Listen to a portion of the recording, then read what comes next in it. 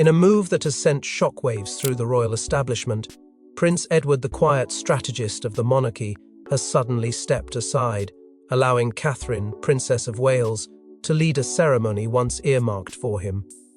What pushed Edward to surrender his place? And why Catherine now of all times? The answer may shake the very foundations of royal power. Before we go deeper into what this really means for the royal family, make sure to subscribe so you don't miss a single update. It began with a cryptic message dispatched to a handful of senior aides, an internal memo from Buckingham Palace confirming a last-minute change to the ceremonial leadership. Prince Edward, long considered the monarchy's stabilizing force in the post-Charles era, would no longer be leading the state ceremony. In his place, stepping into a role typically reserved for senior male royals, would be Catherine, Princess of Wales. No explanation, no press release. Just a subtle clinical shift with monumental implications. Within hours, murmurs of confusion swirled around the palace grounds, and as the public caught wind of the change, the gravity of the moment started to take hold. When Catherine arrived, she carried not just grace, but power. Dressed with quiet authority, she walked past the palace gates and into a moment carved in royal history. Gasps echoed among the guests as the crowd noticed Edward standing back, not with protest or discomfort, but with a knowing, almost solemn approval. Cameras caught the exact second he nodded her forward. The symbolism was unmissable.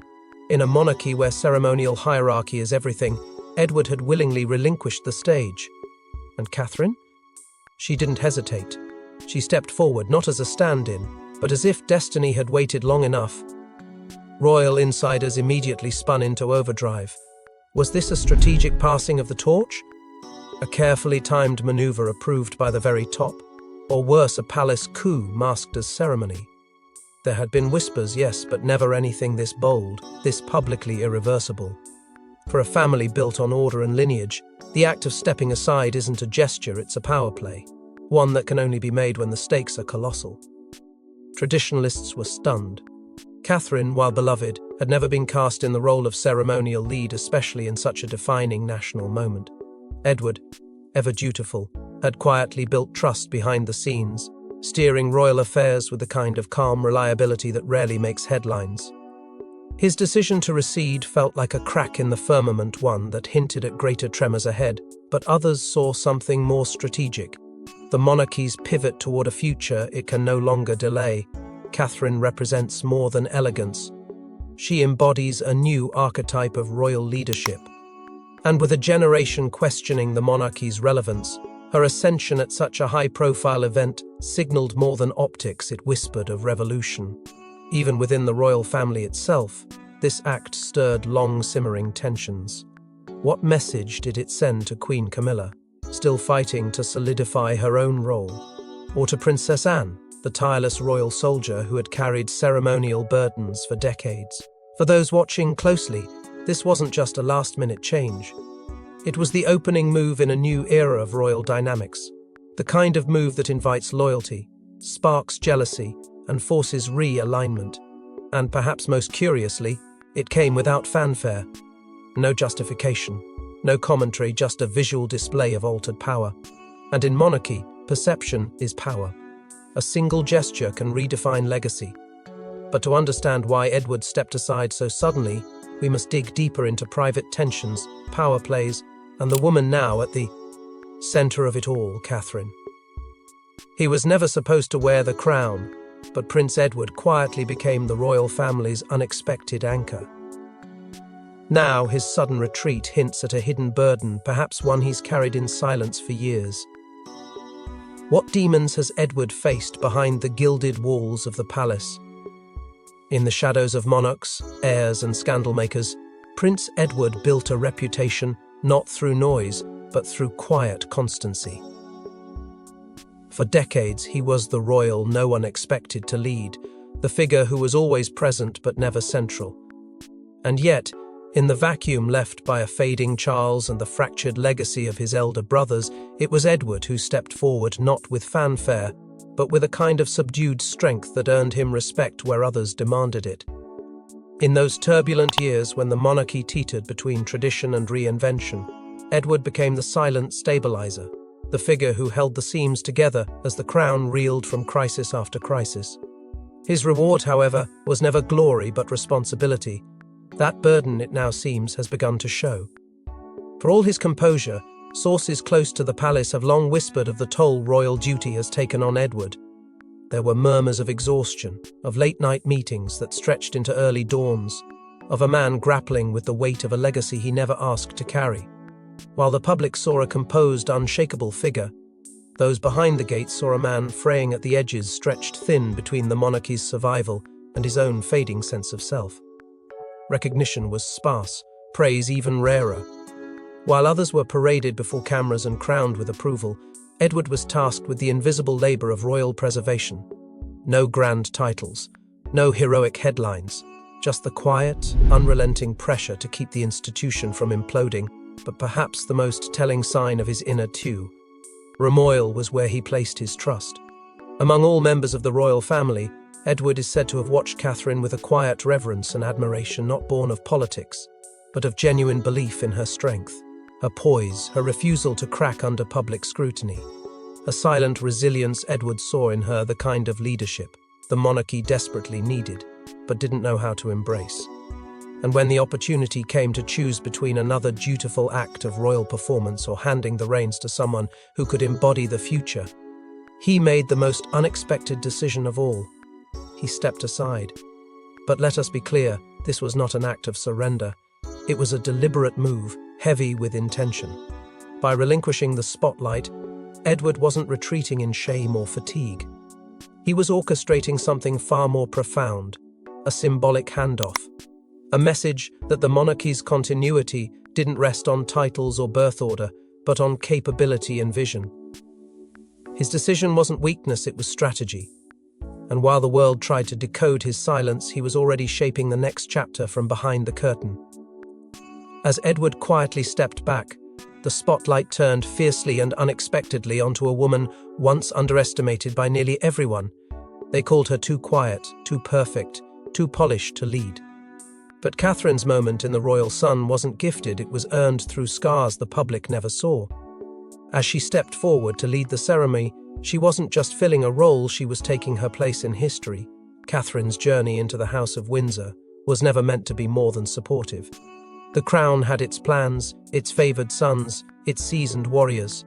She, in their eyes, was the elegant consort, beautiful, measured, smiling, an asset to William, but never a threat to the old order.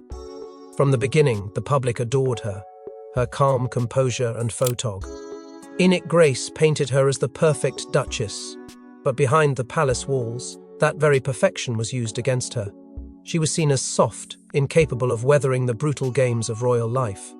Courtiers whispered that she lacked the sharpness needed to navigate the monarchy's inner trenches. Some even feared her influence would begin and end with wardrobe choices and carefully staged family portraits. They underestimated her. For over a decade, Catherine stood beside William as the kingdom's future queen-in-waiting, silently absorbing blows no headline captured. While others faltered, she endured. Through scandals that rocked the family, she remained silent but steady. Through loss, through betrayal, through the pressures of motherhood under the world's lens, she endured. And as the monarchy stumbled toward uncertainty, with King Charles retreating and the public's faith wavering, it was Catherine who began to change. Not loudly, not abruptly, but undeniably. Her speeches grew bolder, her public presence more commanding. She wasn't just representing the crown anymore, she was shaping it. Insiders now point to a series of private conversations between Catherine and Prince Edward as the turning point. Edward, long seen as the monarchy's caretaker in Charles's absence, reportedly recognized something in her that others didn't. He saw resolve. He saw loyalty. He saw not a princess clinging to protocol, but a woman ready to uphold the values the monarchy had long forgotten. They spoke often, we're told, not just of duty, but of the future, of what the crown needed to survive. And when the ceremonial moment came, Edward made his decision. He stepped back so Catherine could step forward, not because he was weak, but because she was finally ready. That readiness, however, didn't come at the cost of tradition. Catherine didn't break the mold, she redefined it. Her leadership was rooted in everything the monarchy holds dear, yet wrapped in a new strength. Where others used power as armor, Catherine used grace as her weapon, and the message was loud. This ceremony, once reserved for the men of the House of Windsor, was no longer about gender. It was about legacy, and legacy now had a new face. When she led that ceremony, it wasn't as William's wife or a symbolic placeholder. It was as a leader whose patience had outlasted doubt, whose silence had absorbed criticism, whose every step had been measured not for applause, but for survival. That day, Catherine didn't just represent the future, she embodied it, and in doing so, she shattered the last remnants of an old royal ceiling. But Catherine's rise didn't happen in a vacuum. There were forces behind the scenes that wanted her front and center, and not everyone was happy about it. The royal guards saluted, the choir hushed. All eyes turned toward the entrance, and instead of Prince Edward, it was Catherine who emerged, head held high, carrying the full weight of a watching world. But this wasn't just a ceremonial change, it was a seismic statement of power. The ceremony had long been a fixture of royal tradition, a relic of formality deeply rooted in centuries of British history. Held at a location sacred to monarchy and state, its purpose had always been clear: reaffirm continuity, solidify loyalty, and remind the nation of the unshakable structure of the crown. This particular event, long scheduled to be led by Prince Edward, was set to be a subtle nod to the monarchy's survival through the storm. But in a twist no one foresaw, the one who walked into the heart of that legacy was not the prince but the princess. Catherine's appearance at the helm was a deliberate deviation from everything the crown had whispered about succession, roles, and control. It was not merely unexpected, it was tectonic. Those in attendance didn't hide their shock. The press, blindsided by the deviation, scrambled to rewrite the narrative in real time. Cameras shifted in disbelief as Catherine stepped into a position traditionally guarded by men of Windsor lineage. For some, it was an inspiring symbol of change. For others, it was a jarring breach of royal choreography.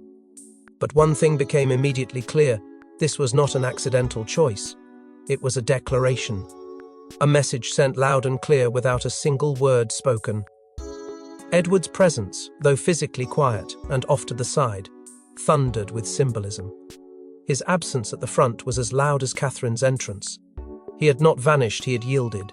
His expression was unreadable, his stance composed, but the weight of the moment rested on him just as much as on her. There were no speeches explaining the shift, no last-minute statements from the palace. Just the haunting reality of a ceremony that had, in the blink of an eye, become something entirely different.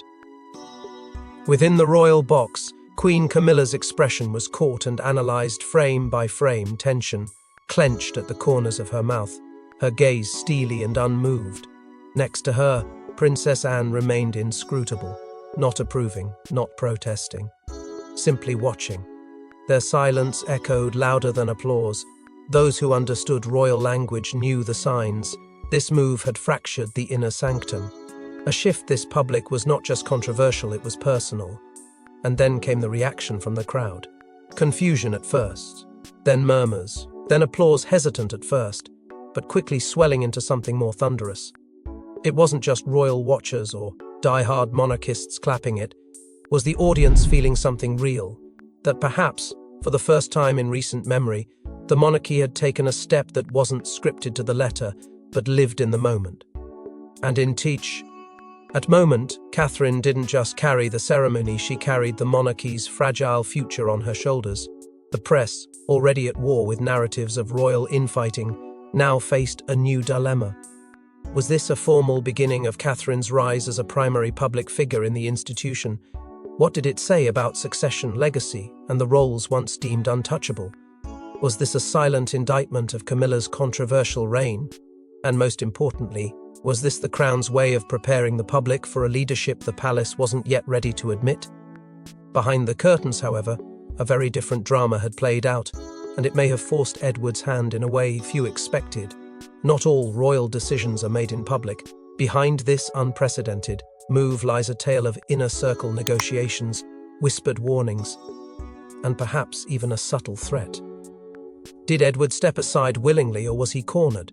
For all its polished surface, the royal institution has always been a cauldron of private conflicts and calculated alliances. And in the days leading up to the ceremony that would catapult Catherine into a role never before hers, that cauldron began to boil. Beneath the palace chandeliers and behind tightly closed doors, tensions between the monarchy's traditionalists and reformists reached a breaking point. On one side stood the old guard advisors, aides, and senior figures still tethered to the reign of King Charles, guarding a vision of the monarchy rooted in rigid order. On the other, a quiet but growing alliance of modern voices who believed Catherine wasn't just the future, she was the now.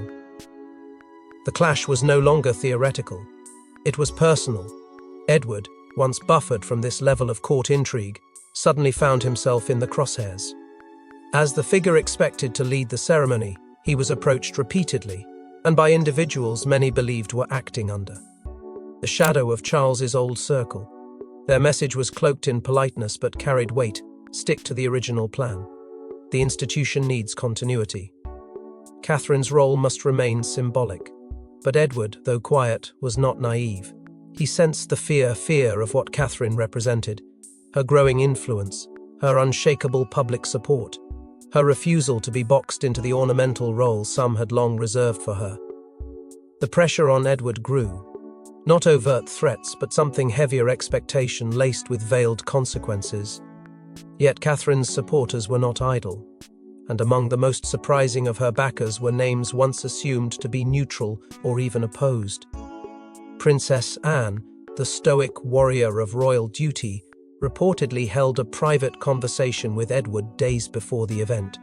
The contents remain a mystery, but the timing was no coincidence. Sophie, Edward's own wife, is said to have quietly championed Catherine's readiness for leadership in recent months, watching her navigate increasing public scrutiny with quiet strength. And then there was William, absent from the public picture, but undeniably present in the strategy. Sources suggest he was the unseen hand, never publicly defying the palace but subtly maneuvering, ensuring that when the moment came, Catherine would not be overlooked. Adding urgency to the swirling debates was an alleged leak. A draft order of service listing Catherine in a leading ceremonial role was reportedly circulated beyond intended eyes. The leak, though quickly suppressed, ignited panic within the traditionalists. Emergency meetings were called. Senior aides scrambled to assess whether they could reverse what had suddenly become a runaway narrative. But the momentum was already too strong. The phrase reportedly uttered in one of these closed-door sessions, "We must protect the future crown at all costs," revealed everything. This was no longer about one ceremony. This was a battle for the soul of the monarchy's next chapter. Edward, facing conflicting loyalties, made his move. To some, it looked like humility. To others, strategy.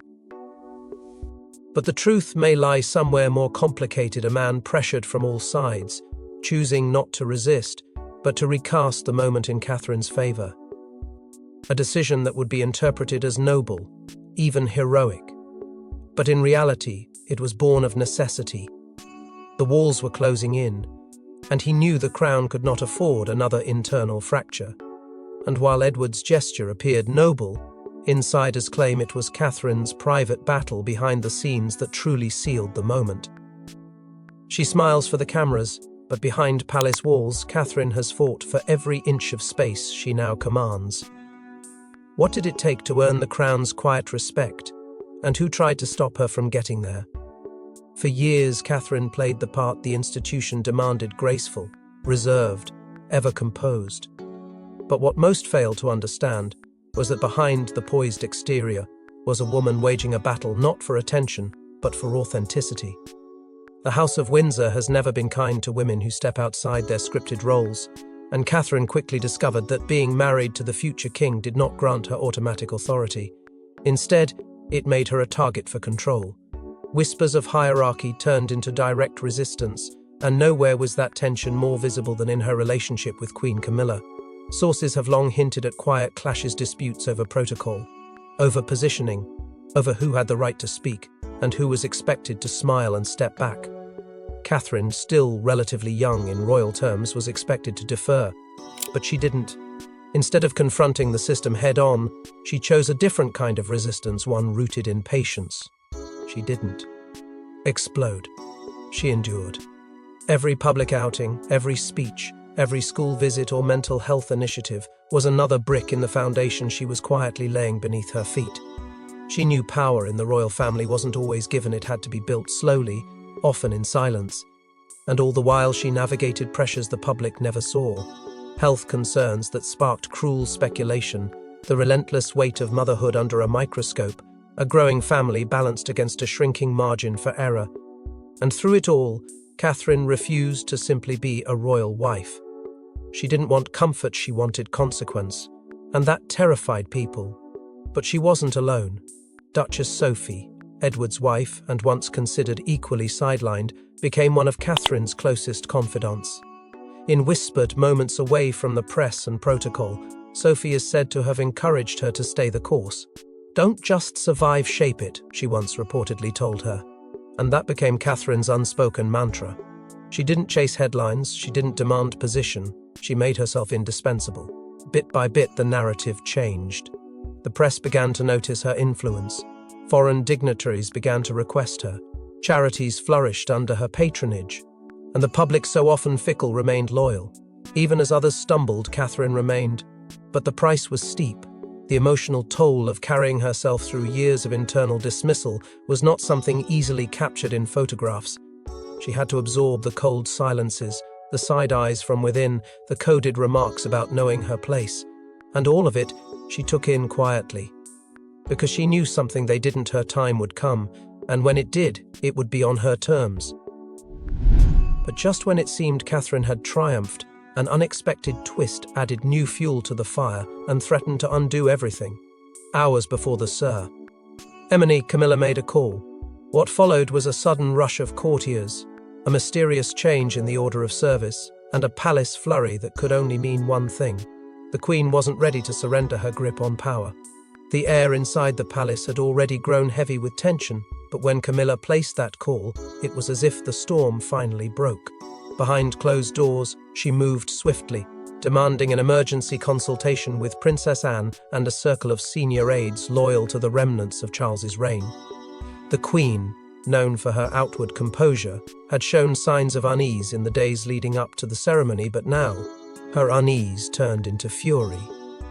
Catherine's planned leadership role, which had already sent ripples through royal tradition, was interpreted by Camilla as an unforgivable breach. It wasn't just protocol, it was territory. And Camilla, feeling her position threatened, was not prepared to stand by and watch her influence eroded in real time. What followed was a scramble behind the scenes. In hushed tones, Camilla is said to have proposed reinstating Edward as the figurehead of the ceremony, framing it as a necessary return to traditional order.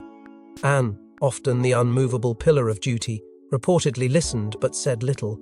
The aides, however, were divided. Some feared the optics of such a sudden reversal. Others agreed with the Queen, seeing Catherine's rise as premature, even dangerous. For several tense hours, the palace prepared for two completely different outcomes. Even the royal guards were allegedly briefed on dual contingency plans, one where Edward led and one where Catherine took charge. No one outside the room was told which scenario would unfold. And Catherine, she was kept in the dark. While rehearsals were quietly halted and internal logistics were thrown into disarray, Catherine continued her preparations, unaware that her role was, yet again, being debated by a system that had long underestimated her. It was not the first time she'd been excluded from decisions that directly affected her, but this time, the stakes were different. She wasn't just showing up for her title, she was walking into a test of power, and not everyone wanted her to pass. It wasn't until the final hour that the stalemate broke. William, who had remained largely behind the curtain throughout the chaos, is said to have intervened in a manner both direct and final. Whether it was a stern conversation or a single sharp instruction, no one knows the exact words he used, but the outcome was clear. Camilla's attempt to reverse the plan was blocked. The order of service returned to its original form. Catherine would lead, no adjustments. no compromise. For Camilla, the loss wasn't just procedural, it was symbolic. Her grip on the institution, once bolstered by Charles's shadow, was now slipping under the weight of a newer, quieter force rising from within. And for the monarchy itself, the rupture was impossible to ignore. A queen had tried to halt the future, and failed. The ceremony proceeded, but its echoes were only beginning. The British public had just witnessed the birth of a new royal image, and they responded in force. The crowd didn't cheer for Edward, they rose for Catherine. In that moment, 1,000 years of royal tradition bent toward a woman who had waited patiently for her time, and when it came, the world felt it. What began as a quiet break from protocol erupted into a tidal wave of public reaction. Within hours of the ceremony's conclusion, social media was ablaze not with criticism, but with unprecedented praise. Catherine's poise, her calm authority, and her commanding yet humble presence struck a chord across generations. Videos of her leading the procession flooded online platforms, accompanied by hashtags like Queen in Spirit and Catherine Rising. It wasn't just Britain watching. Across the globe, commentators hailed the moment as a modern coronation not by crown, but by consensus. People weren't just celebrating a ceremonial success, they were embracing a symbol they had long been waiting for. Overnight, public opinion polls surged in her favour. Approval ratings that had hovered in steady admiration suddenly spiked, placing Catherine higher than any royal figure since the early days of Queen Elizabeth II's reign. Political columnists, cultural analysts, and even hardened royal skeptics found themselves swept into the moment. The headlines didn't ask if she had performed well, they declared that she had arrived. Catherine, who had once been cast in the shadows of others' legacies, was now being recognized as the emotional epicenter of the monarchy. Not a symbol of tradition, but of transformation. And then came the moment that solidified everything. Footage of Prince Edward standing quietly to the side, clapping with a restrained but unmistakable pride, went viral. That single gesture, a prince stepping aside, not out of defeat, but out of deference, became a powerful emblem of generational change. In that applause, the public saw not just support, but validation. Edward wasn't simply making way, he was passing the torch with intention. And that made Catherine's leadership feel not only earned but endorsed. Whispers within the palace began to shift. Rumours swirled that King Charles, despite his silence, had given his quiet blessing to the change in plans. Sources close to the monarch hinted that he had long admired Catherine's steady rise and saw in her the stabilizing force the future demanded. Whether true or not, the suggestion alone sent ripples through the royal narrative. If Charles had indeed stood behind the move, then Catherine's role was not only accepted, it was sanctioned.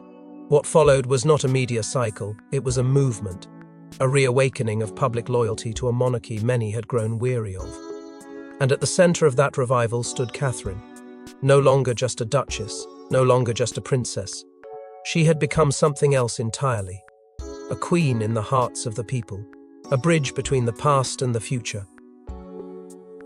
And perhaps the only hope the monarchy has left to survive what's coming next.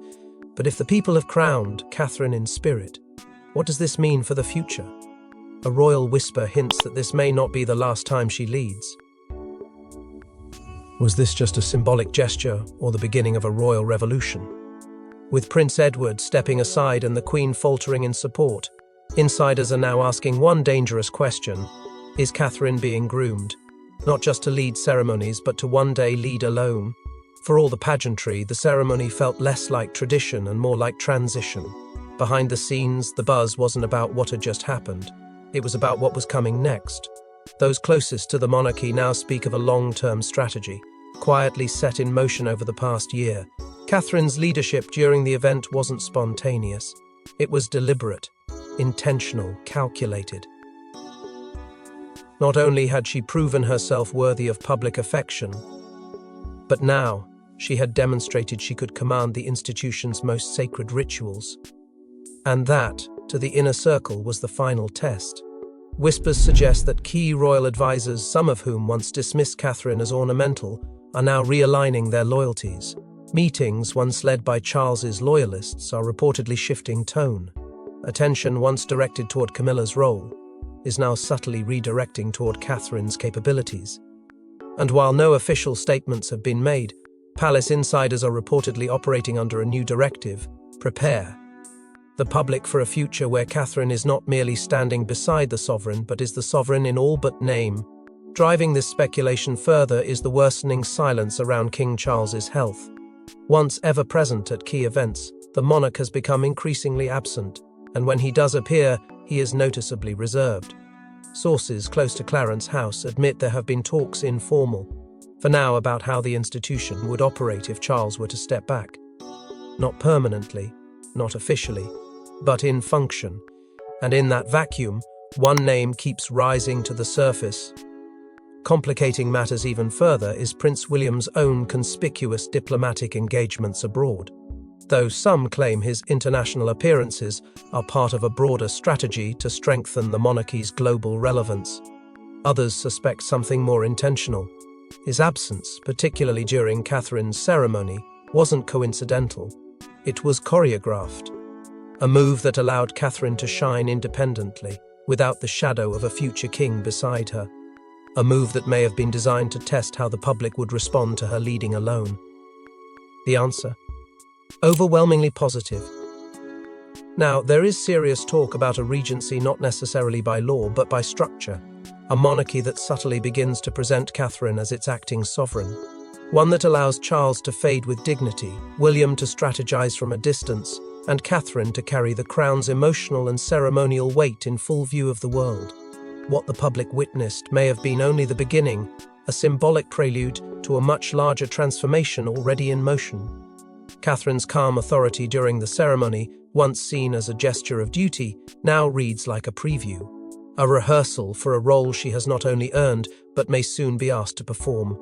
No longer simply the Princess of Wales, merely the wife of a future king, but the future face of a crown struggling to survive its own tradition. As the curtains fall on one ceremony, a new era rises behind the throne, and at its heart stands Catherine, no longer just a royal consort, but perhaps the future face of the crown. Thanks for watching. Don't forget to like and subscribe, and we will see you in the next one.